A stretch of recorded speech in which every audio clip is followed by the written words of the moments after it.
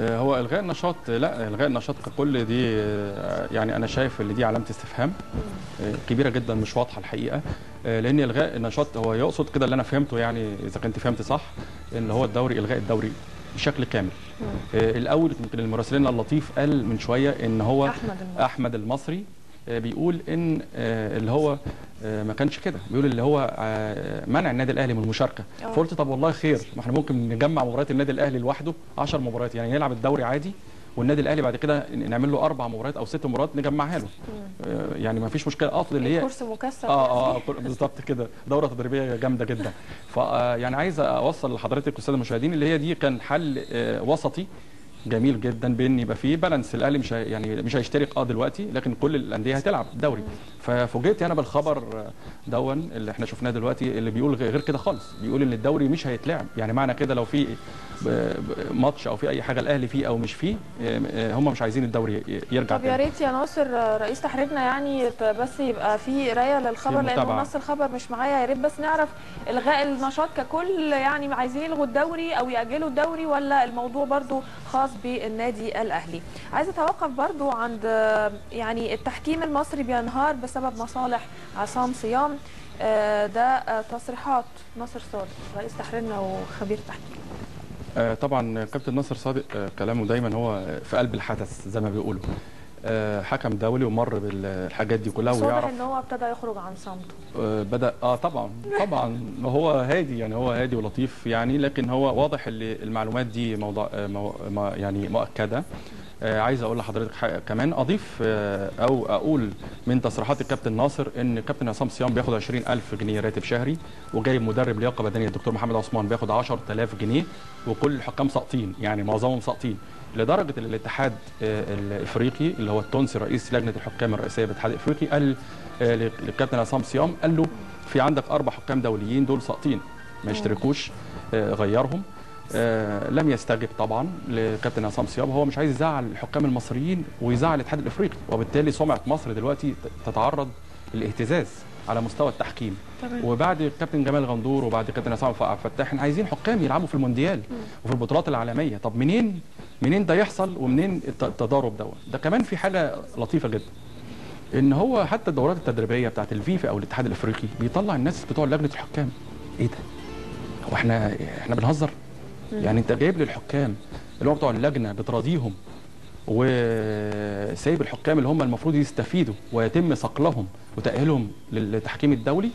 لا، يعني انا شايف ان الكابتن عصام صيام الحقيقه جانبه الصواب في كل اللي بيعمله في لجنه الحكام. انا بس عشان يعني يبقى الموضوع فير، عشان الفير بلاي برضو يبقى وجهه نظر تانية معانا. كابتن عصام صيام يحق له الرد في اي وقت شاء طبعا، ويا ريت يقول الكلام ده غلط، يا ريت لان الكلام ده صح وموثق عشان يعني. بس الراي طبعا والراي الاخر طبعا والحياد احنا دايما محافظين عليه. احنا بس هنرجع تاني لموضوع الالتراس. معانا خبر من موقع الدستور يا ناصر، هيكون معانا على الهواء دلوقتي تصريح للالتراس.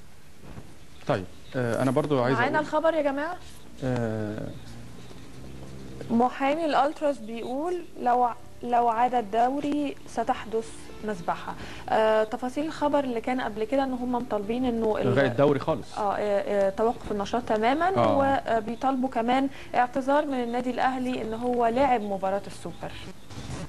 انا إيه مش رأيك في الكلام ده؟ والله رايي يعني بصراحه انا محتار دليلي مع الموقف، وده معناها يعني مش عايز اقول اللي ما فيش كبير للنادي الاهلي او ما فيش كبير وكمان اداره النادي الاهلي. انا مش عارف يعني اداره النادي، مش هقول رد فعل اداره الاهلي، مش هنموت الالتراس، ما هم دلوقتي عددهم كبير جدا، يعني مش هنموت الالتراس، لازم نقعد.